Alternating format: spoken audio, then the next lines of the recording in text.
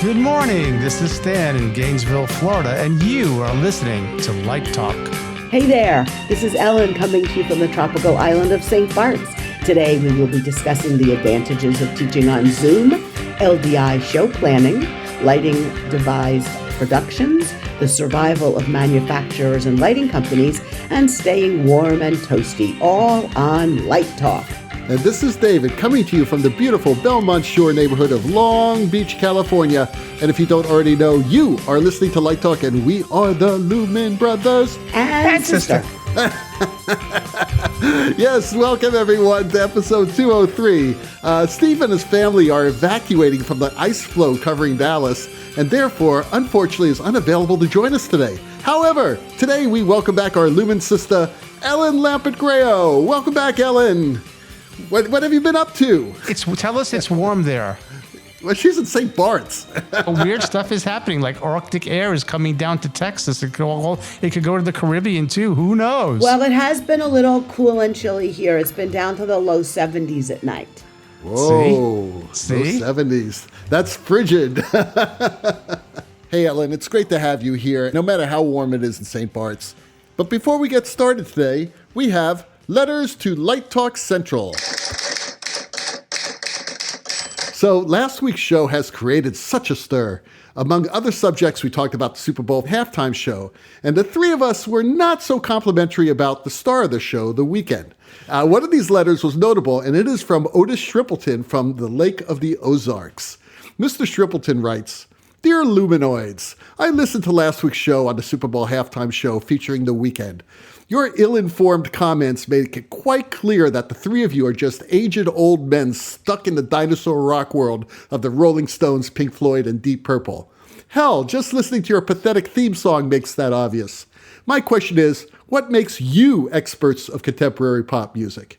Say what you want about not getting it. We get it. You're old. Allow me to explain. I love this letter. The Super Bowl producers and advertisers are not aiming their halftime show to the geriatric demographic. Why? Because you guys are usually asleep and drooling in the Barco Lounger by 7:30 p.m. when the halftime show begins. This is why you don't see artists like America, the Partridge Family, or the Turtles as featured artists. Instead, we prefer artists who are still alive, like The Weeknd. But to keep this short, let me educate you about one of the songs you heard and how you unfairly bash the artists and designers. Regarding the Weeknd song, Can't Feel My Face, you all complained about the maze of horror, and in your words, the athletic supporter masks. Well, if you bothered to really listen, Can't Feel My Face is not about COVID, it's about cocaine. Can't Feel My Face won a Grammy and was Rolling Stone's best song of 2015. It is critically acclaimed and has more hooks than anything Michael Jackson ever wrote. And just to get you troglodytes up to speed, Michael Jackson was the lead singer for the Jackson 5. He eventually left the band and, unlike you three, actually had a notable career. Your comments about halftime show being self-indulgent is mind-boggling. This is not some boring Chekhov school play. It's a Super Bowl halftime show. Spectacle is called for and expected. The designers pulled out all the stops for a reason. And what's the kerfuffle about that one LED tile that was not functioning? No one really sees that. And who cares? So my suggestion to you three bozos is to forego your afternoon naps and listen to some current popular music. Or maybe you should have the Luminoids send an audition video to the halftime show producers. Let's see how far you get with that. Affectionately, Otis. P.S. Have you considered doing an episode about Metamucil? That was pretty damning. We should discuss it a bit. Ellen, you've been writing about the show over the past couple of weeks. Believe it or not, for the past week, I have been deep in the end zone of the Super Bowl 55 halftime show. Oh, no. Yes, I've been reading your posts on live design Have online. you been in the Hall of Mirrors? Well, I say whether you like the Weeknd's music or not, that show it's big. It's a massive undertaking. It's huge. And It's there's a massive. really, really talented group of people who put on this year. I thought it was a very edgy show. It was edgy. Football meets Las Vegas. So we've talked to a lot of people about it, and they're all sort of proud of what they did. I thought the pyro show was amazing. And the fact that they got to do that set, and it wasn't, that sort of, because it was the year of COVID and they didn't have to put the whole thing together in 7 minutes. They had a lot more time, and they got 3 set shops involved. They had Atomic, they had Tate, they had All Access. They had Al Gurdon, who's a lighting designer. It was his first time back since Madonna, and he talks about how the equipment's changed in those days, and they used a lot of PRG gear. And, I don't think you have to like the music to appreciate the job they do. I agree, Ellen. Matter of fact, Stan was very, very negative about the show. He said that Al's work was, quote, overindulgent. I only watched it with one eye, and I promised you I'll watch it again when I have a chance. Stan, watch it with your good eye this time. You also have to remember that Al and Bruce Rogers and Ez Devlin and everyone else who works on this, they take their visual cue from the artist. So, if it's overindulgent, that may just be meeting the artist's needs. I totally understand that. I agree with you. I thought it was edgy. I said it in the review last week that I found, when I first watched it, I wasn't crazy about the music because I didn't think it was powerful enough. But then I watched it again and I started to really like it because I started to understand it because I was not familiar with his work, the Weeknd's work. Right. I thought a lot of it was actually very good. Then listen, Otis is correct. There's no doubt about it. We're talking about the Super Bowl here. So it's going to be spectacle. Everything's going to be big. And as predicted, Bruce and the gang did a wonderful, wonderful job in the entire production design. I love Al's work. I thought Al did a great job. It was all extremely precise. And there was a lot of variety to it. Yep. So considering all the restrictions they had, because of the pandemic, I thought they did a great job. I think so too. And, one of the things that Al said that was really interesting was whether the entire 12-minute show is on the field or just that last number, which had no set but just the dancers, you still need the same size rig to light them as you would if you were doing the whole show there. So he ended up with 2 rigs, really, one for the set and one for the field. So the first time ever, read the article. There's a company called Stadium FX. For the first time, a lot of these stadiums are turning off those old stadium lights. They have LED stadium lights. They were able with these guys from Stadium FX to lock into those, and it gave them like a whole extra layer on the rig, which I thought was fascinating. Yeah, there were a lot of moments like that where you can actually see those lights. And I posted a clip of the show on the Light Talk Facebook page, and you can actually see the number I posted. You could actually see the stadium lights doing their thing. So I just thought it was great. So as Ellen said, check out Live Design Online. There's a lot of information about Super Bowl 55 halftime show on there. Light plots, equipment lists, names of the people involved. And it was a terrific production. Let's just say it. Congratulations again to Bruce Rogers, the team at Tribe, all the other companies that were involved, and of course to Al Gurdon. Stan has our first question. Diane from the UAE writes, I have read that some design professors actually prefer teaching over Zoom. Besides the obvious pandemic concerns, what advantages do you see using distance learning versus face-to-face in the classroom? Well, actually, I was very resistant to any kind of online learning when the university was pushing it like mad on us. I don't like to be told what to do, and I like to go against the grain a little bit. So I wasn't into it. And then slowly I realized that when I wanted to show a student something, I had files all over the place, and it was driving me crazy. So I started to use it as a repository for information, because I think teaching now has become more an act of curation and coaching than an act of being the fountain of information, because we have an internet and Google.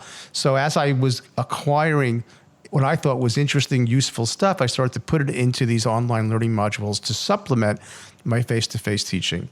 So I have slowly moved from being against it, and ironically, now the university says, no, face-to-face is important, but they weren't saying that 5 years ago. So it's sort of like they speak with forked tongue.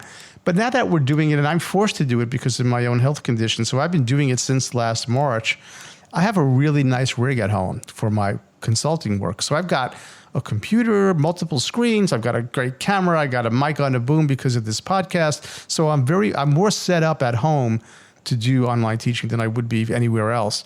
But I also have access to all of my files, all of my examples. I'm much more organized. So I actually like it. And interestingly, I can share stuff more easily rather than me looking over a student's shoulder in a computer lab. It's right there. The share screen facility helps. The annotation in Zoom helps.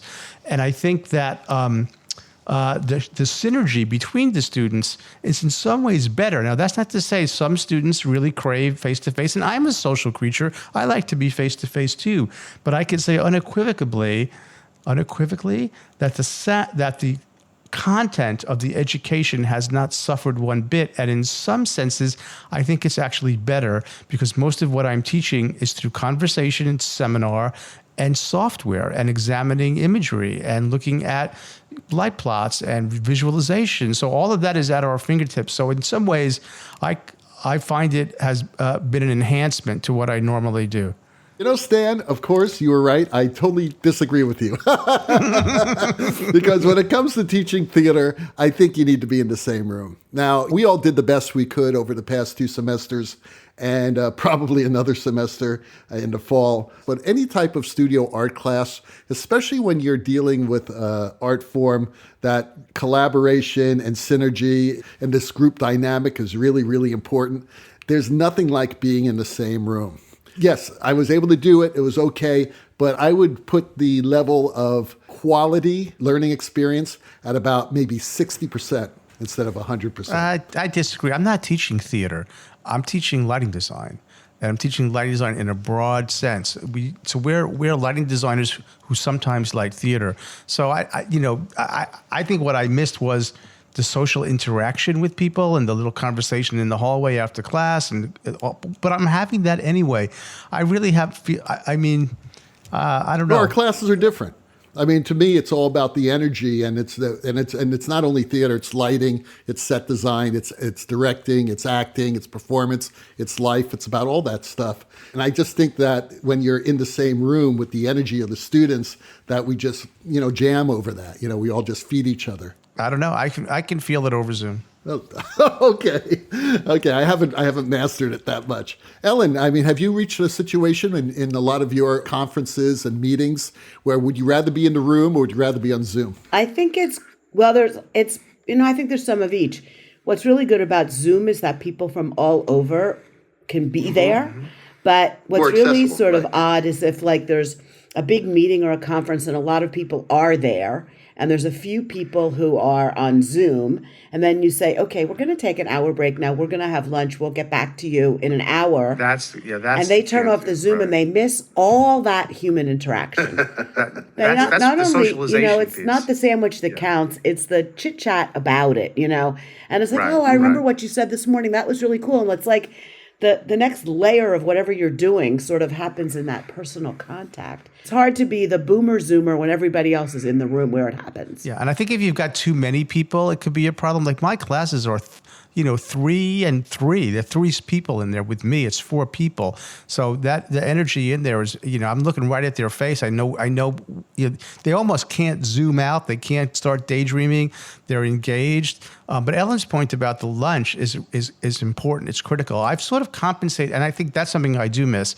And I've compensated for that with, I'm going to be texting with the student after this recording today, this evening, to look at some work. So I've had to compensate with making myself available via text at odd hours.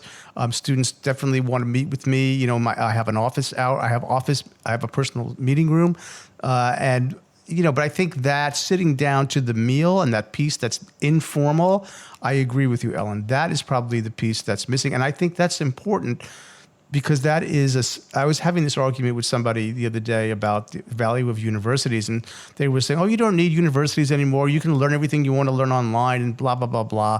And there's all kinds of arguments to that. But one piece is the off-campus interaction, or that Ellen's talking about, the lunches at the conferences. That's how you become a critical thinker. That's how you become a citizen. That's how you learn how to socialize. You learn how to behave, right? And get information from a range of people with a range of experiences and different levels of wisdom. And that's what a vibrant democracy needs. And so or else we just be a society of owners and workers. So I think that off campus, or that interaction that's purely informal and social, we do lose with Zoom, and I can't wait to get back to that. I do miss that. All I know is that in order to learn theater, you need to do theater. And until we get back into the theater as a company of artists creating theater, That's when the knowledge starts. That's where it is. You really can't learn everything online. No, you can only learn. You can learn skills, and You can learn some skills. You're right, and you can learn software and stuff like that. But you can't learn how to create in an environment. It's like trying to do jazz in 3 separate cities. Well, at the same time. there have been people who have tried that, even here at UF. In fact, in the early days of the internet, I've seen it. It doesn't work. It doesn't work because the timing and the metronome. It's timing, but it's also you're not in a room. There's a magic that happens when you have human bodies in a room. And it doesn't happen on Zoom. You mean you're saying that Zoom is not a room? No, Zoom is not a room. It's not, they're thousands of miles away and you don't feel the energy from people. But at the same time, David, you know what? So I'll just tell a story. So I would have never been able, a former friend of mine was my electrician many years ago, Matt Shinseko, who's now listening to the show. He's like a lead tech. He came to class. The students met him. He offered his email, said, contact me when you move to New York. He told great stories. We looked at the light plots for the inauguration. We looked at the light plots for the upcoming Golden Globes that he's working on. We looked at light plots from Super Bowls, like all the stuff Ellen puts up online. But he's there. He's been there. And he's telling these personal stories about it. And the students were just enthralled by that. I could never do that before. I'm not putting that down, Stan. I think that's important. But I think what's really important as well, if not more important in my point of view, is be able to actually create theater and be able to do it in a room. That's different than teaching a class in Zoom. No, you learn theater by doing theater. You do it and you learn it both. And you learn skills, like you said before, in a classroom. But you learn how to create theater by creating theater. I was just going to say, it's a good thing Zoom exists. I know. Right. Thank God that we have something. You're right. You're absolutely right. Yeah, so I'm grateful for that tech. And I'm grateful for the $1 million a month that the University of Florida pays for Canvas, which has Zoom integrated into it. It's like a Zoom funeral, or Zoom shiva. You get to go to something you wouldn't ever have gone to. Look at us. We're sitting here with our garage band open, which is basically the equivalent of a multi-million-dollar sound recording studio in the 1980s, is now sitting on our computers, and we create a podcast that's going out to how many different countries, David? I don't know, 170 something. Okay, that's a lot. You think about it. If you told me that in 1975 when I got out of high school, I would have said you're like dreaming. That's never going to happen. So it's kind of wonderful too. Chloe from London asks, we are always amazed with LDI and know little about the backstage organization that you and your team have. What challenges are you facing organizing LDI for this fall? Well, there's a little challenge. It's called a global pandemic. Hopefully, Just a little. Yeah. Hopefully, it will have faded into the wings by November and will allow us to take center stage in Las Vegas. So everybody, please get your vaccine, get your bags packed, because with Cirque and Le Rêve closed, we might be the only show in town. We're planning full steam ahead for November. We're hoping that Vegas will be open. The convention center is going to try to start, shows in June. They'll be all ready. And, whatever kind of social distancing has to happen will happen. But we're hoping that by November, everybody will be ready to get up close and personal. How does the organization work, Ellen? You want to work as far in advance as possible and nail down exhibitors, right, manufacturers, people like that. And you obviously know about the size, right? Or how do you judge just how big the show should be? Well, we have a floor plan. It's pretty much the same as it would have been last year. It's the same halls in Las Vegas. And our sales team is actively re-signing people for this year. And, people are very positive about it. I think everybody's ready to, get out and see their clients, see their friends, and get some, sit in a conference room and, be live. As wonderful as Zoom may be, in the meantime, I do think that people do miss that personal thing. We have a new parent company called Questex that obviously has been very patient with us because they bought us with fabulous expectations coming off of our best show ever at the end of 2019. And then, 2020, of course, I don't know if they did any of their shows live. And we've been able to pivot. We've done some really interesting master classes online. And, so we've kept our audience entertained, I hope. And we're really, really looking forward to getting back to the convention center. So Kenny from New York writes, does your design approach differ when working on a devised production? Well, it has to, in a way, because usually a devised production is being created while you're in production. Obviously, when you're in rehearsals, and then you're actually on stage or in the theater. And you have to be more flexible. That's for damn sure. That's the and bottom you need to be line. more Yeah, open. right there. Yeah. Couldn't agree more. And make sure that your light plot will cover almost anything you need. That your angles are covered, that you always have a light hung pretty much in every angle that you want or could even imagine having. Because, again, depending, if you're working in a school, yeah, you can hang a light somewhere else, but you may not have that possibility when you're working for a professional company. So, you may be limited on the amount of hang and focus time you have. So make sure that your plot will cover almost anything that you can imagine coming up. So, oh yeah, shin kicker would be great in there. Instead of hanging, hopefully that shin kicker is there already. That you put it there, right? So that does happen. Yeah, I would add one more thing. I think flexibility is huge in this, that you're really going to have to roll with the punches because the thing is being created. But because the thing is being created, I would not cast myself as just a lighting designer in the process. I think the best devised work I've worked on, where everybody was sort of seen as a member of the ensemble. We were all participants in the creation. And so I didn't feel like I had to stay in my lane. If I had a comment about the set, I could make it. If I had a comment about the staging, if I thought that this scene would play better at the top of Act 2. In other words, there's a lot of mishmash going on. And I think the best scenarios are where everybody is unrestrained. We're all creating the thing together. And I think sometimes in dance, we have a very active, vital dance program here. And I remember when I was interviewed to come here, one of the dance professors asked me a question, and they said, so have you ever, thought that you have a lighting idea that might actually inspire a dance piece? And I said, oh my God, do I ever? In other words, sometimes the impetus for the creativity can come from any source, and you are a source in the room. So I would sort of not typecast yourself as I'm just a lighting designer in a design piece.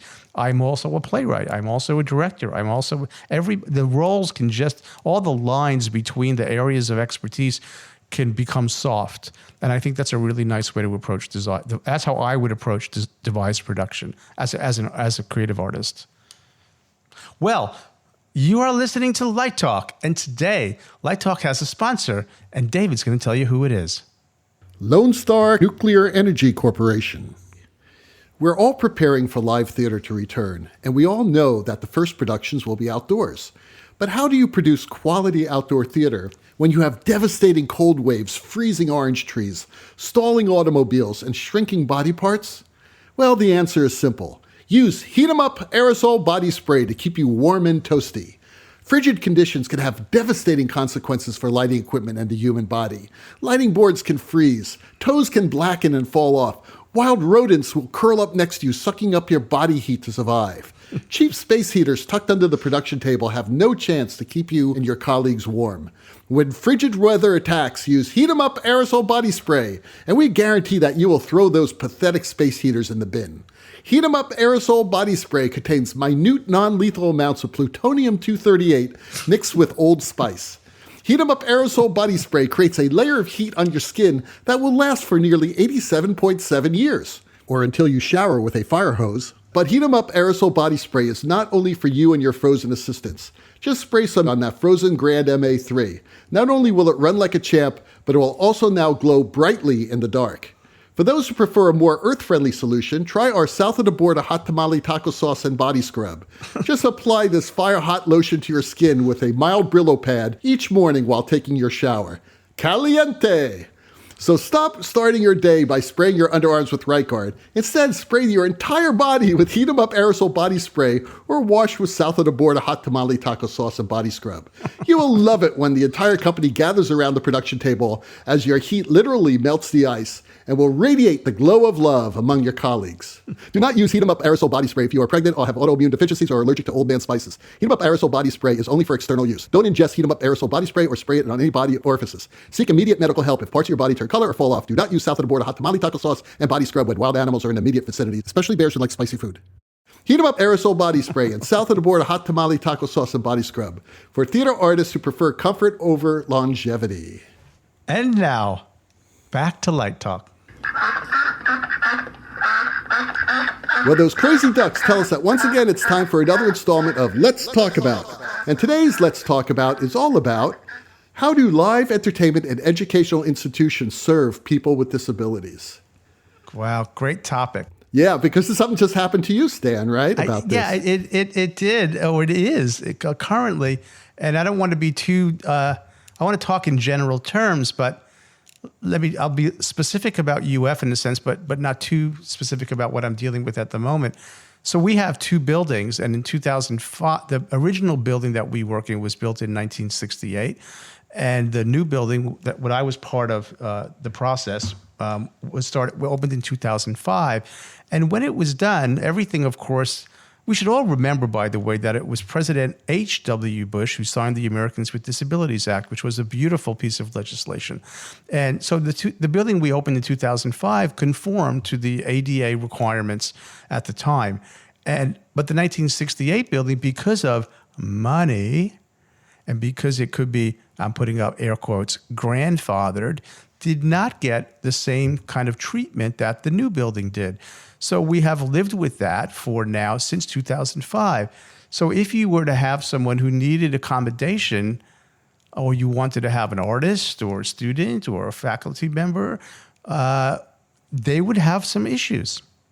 And of course, now there's a big push for diversity, equity, and inclusion, but people sometimes forget that inclusion also includes people who might have one form of a disability or another.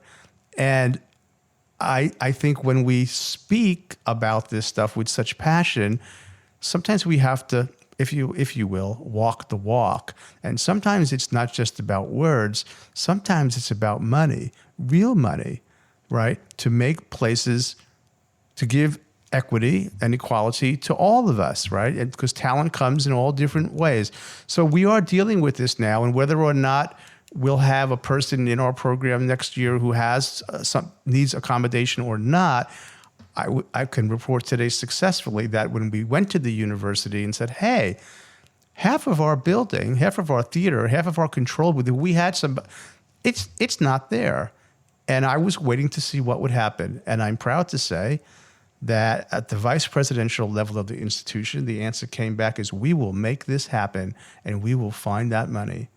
So it was sort of a good impetus to really force the institution to put its money where its mouth is, and I'm proud to say that it did the right thing.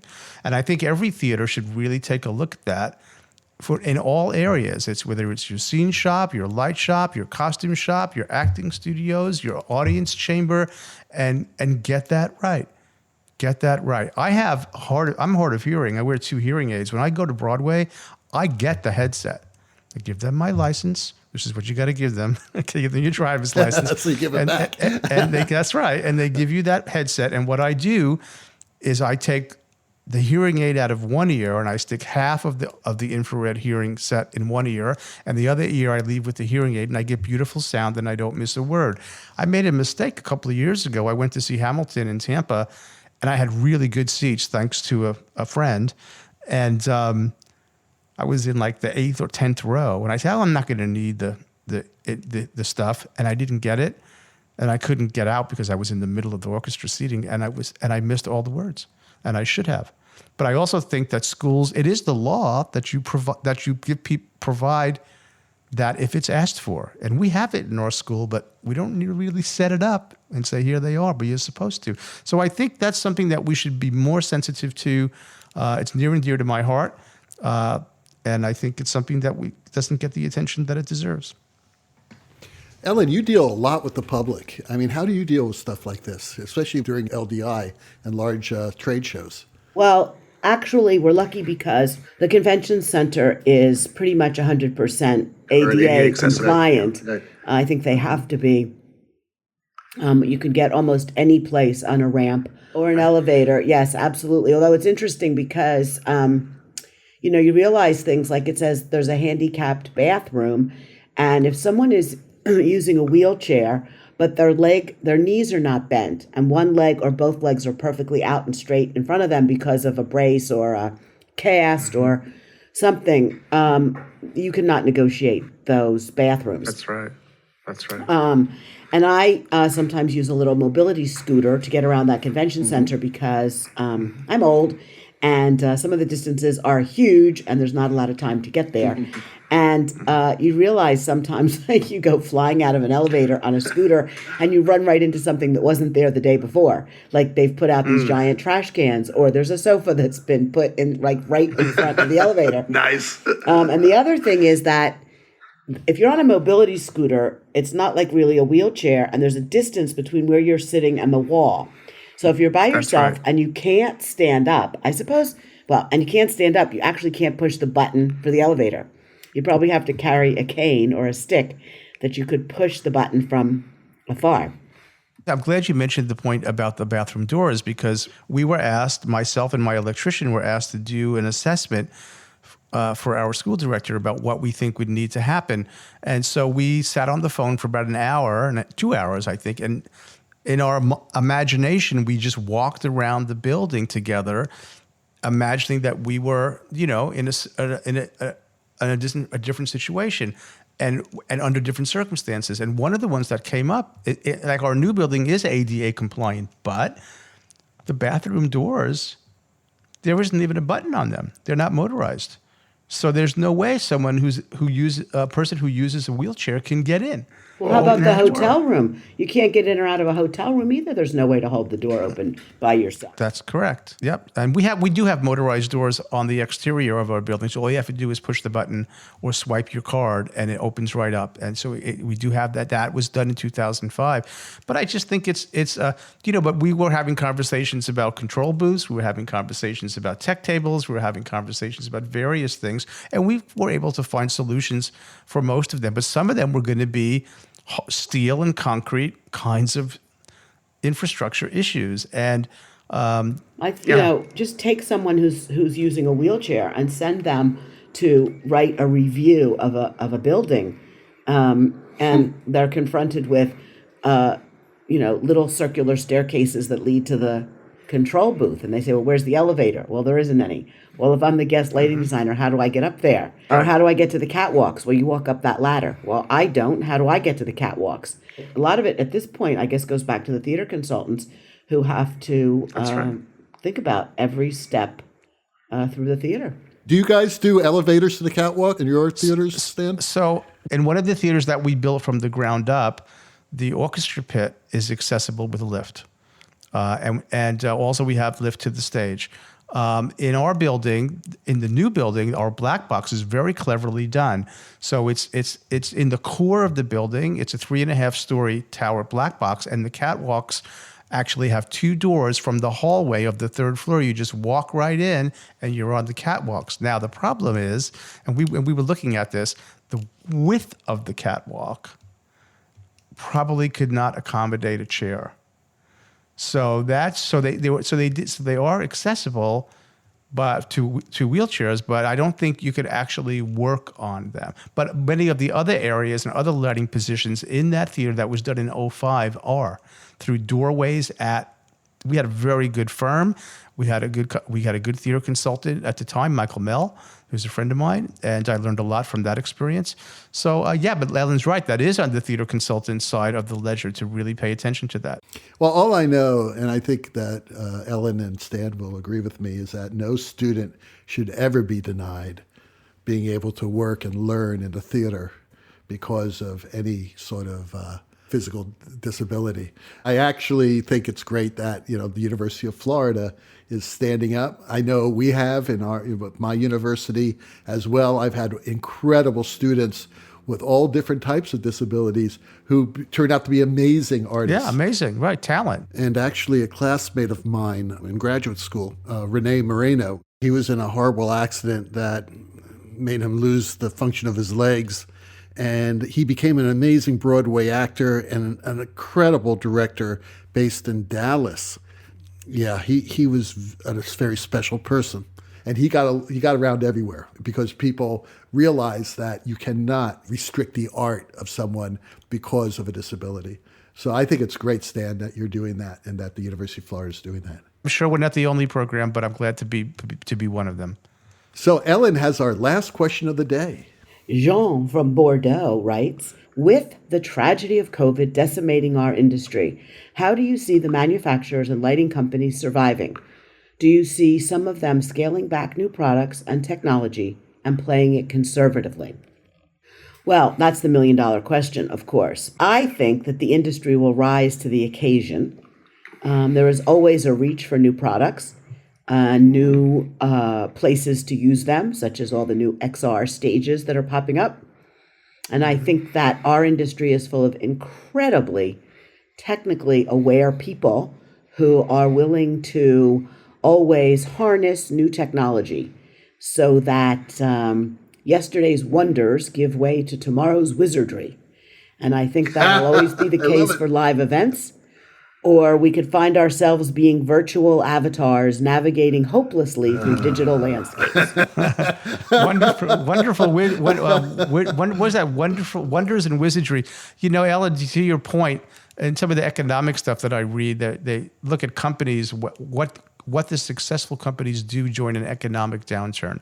And certainly this is an economic downturn of historic proportions.